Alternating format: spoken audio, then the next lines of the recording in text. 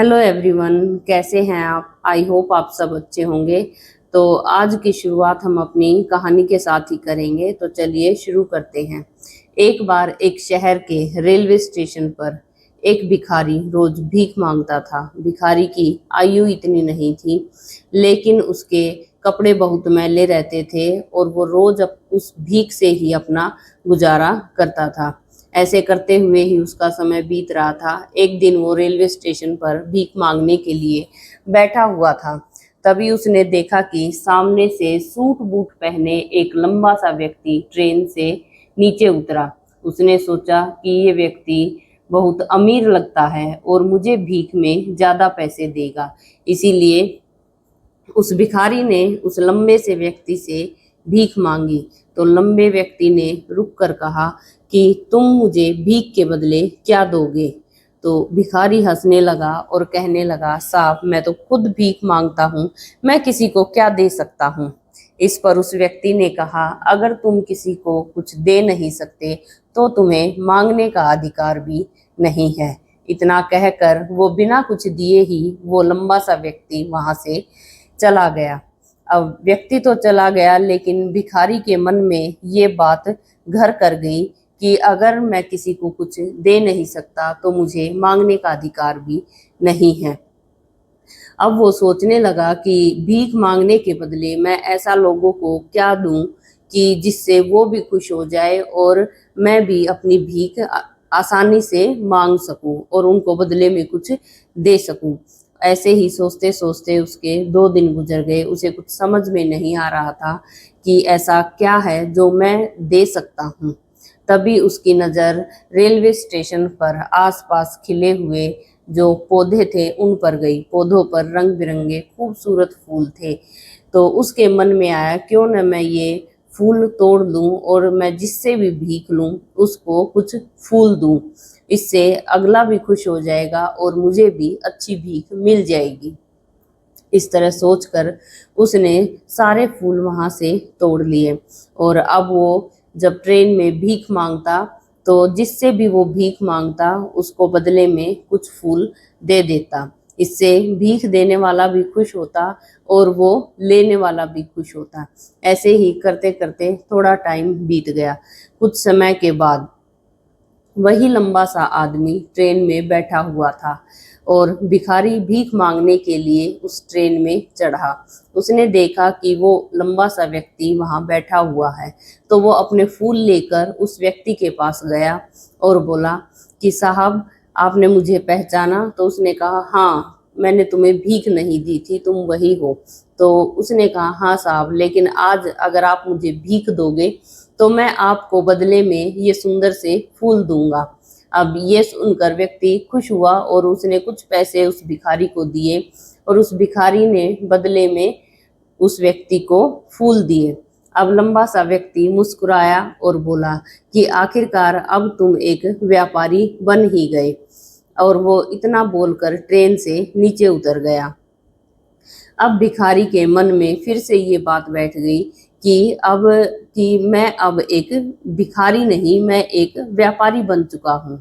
इसीलिए शायद लोग मेरे को ज्यादा भीख देते हैं, क्योंकि मैं उनको बदले में फूल देता हूँ और ये फूल जितनी भीख वो मेरे को देते हैं उससे ज्यादा भाव के हैं। इसीलिए शायद वो मुझे थोड़े पैसे दे देते हैं और इतने सस्ते में शायद उनको ऐसे फूल नहीं मिलेंगे।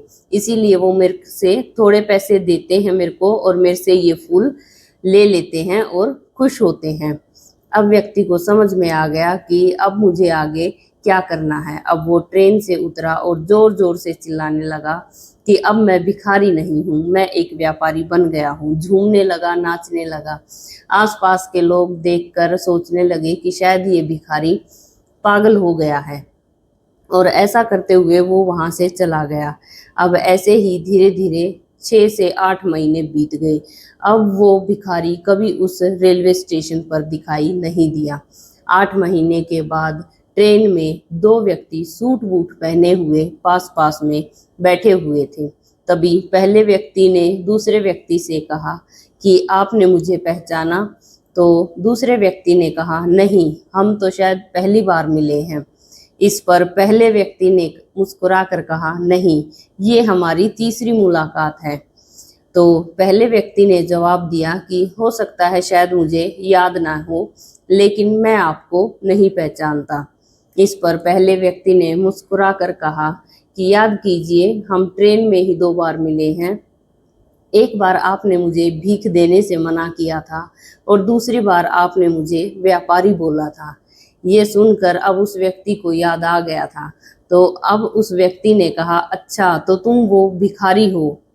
तो व्यक्ति ने कहा, हाँ, मैं वही भिखारी हूँ, लेकिन अब तुम ये सूट बूट और ये पहनकर ट्रेन से कहाँ जा रहे हो? इस पर पहले व्यक्ति ने जवाब दिया कि अब मैं एक फूलों का बड़ा व्यापारी हूँ और अपने व्यापार के सिलसिले में ही मैं दूसरे शहर जा रहा हूँ, लेकिन आपने मेरी जिंदगी बदल दी। आपकी कही बातों ने मेरे मन को ऐसा झकझोरा कि मैं अपने जीवन की दिशा दूसरी बदल गया और अब मुझे समझ में आ गया कि मैं कभी भिखारी था ही नहीं और संसार का नियम भी यही है कि हम अगर किसी से कुछ मांगते हैं तो उसके बदले में हमें उन्हें कुछ देना जरूर चाहिए। ये सीख आपने ही मुझको दी। आज मैं एक सफल व्यापारी आपकी वजह से ही बन पाया हूँ। इस पर वो लंबा सा व्यक्ति मुस्कुराया और बोला, मुझे बहुत अच्छा लगा कि अब तुम अपना एक व्यापार करते हो और भीख नहीं मांगते हो।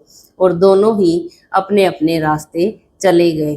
तो दोस्तों, इसी तरह अगर हम इस संसार में हैं, ये संसार का नियम है कि अगर हम किसी से कुछ मांगते हैं तो हमें बदले में कुछ देना भी चाहिए, और एक हाथ से लेना दूसरे हाथ से देना, तभी ये व्यवहार आगे बढ़ता है। और अगर हम अपनी सोच को नहीं बदलेंगे तो हमारा जीवन वहीं पर ठहर जाएगा। उस भिखारी ने कभी सोचा भी नहीं होगा कि वो एक सफल बिजनेसमैन बन सकता है, लेकिन अगर उस लंबे व्यक्ति ने उसको ये 2-4 सीख की बातें ना बताई होती तो शायद वो आज भी कहीं रेलवे स्टेशन पर भीख ही मांग रहा होता। लेकिन उस व्यक्ति की बातों ने उस भिखारी पर ऐसा असर किया कि उसने अपने जीवन की दिशा ही बदल ली और आज वो एक सफल जीवन जी रहा है। तो दोस्तों, यही होता है हमारी लाइफ में भी कि जब तक हम अपना नज़रिया नहीं बदलेंगे, सोचने का नज़रिया नहीं बदलेंगे, तब तक हम जिंदगी में कहीं आगे नहीं बढ़ सकते। हम वहीं पर अटक कर रह जाएंगे। हम कुछ बड़ा नहीं सोचेंगे तो बड़ा कर भी नहीं सकते। बड़ा करने के लिए पहले हमें अपनी सोच को बड़ा करना पड़ता है और फिर उसके बाद हमें उस सोच पर लगातार और जी तोड़ मेहनत करनी पड़ती है, तब कहीं जाकर हमें सफलता मिलती है। इसीलिए सफल बनना है तो अपनी सोच को बड़ी करिए, अपने सोच को बदलिए और अपने जीवन को आगे बढ़ाइए। तो आई होप ये छोटी सी स्टोरी और लाइफ की ये बड़ी सी सीख आपको ज़रूर पसंद आएगी। अगर मेरी वीडियोस आपको पसंद आ रही हैं तो मेरी वीडियोस को लाइक करें और मेरे चैनल को सब्सक्राइब करें। तो मिलते हैं इसी के साथ एक नई वीडियो में, एक नई स्टोरी के साथ, एक नई सीख के साथ। तब तक के लिए राधे राधे।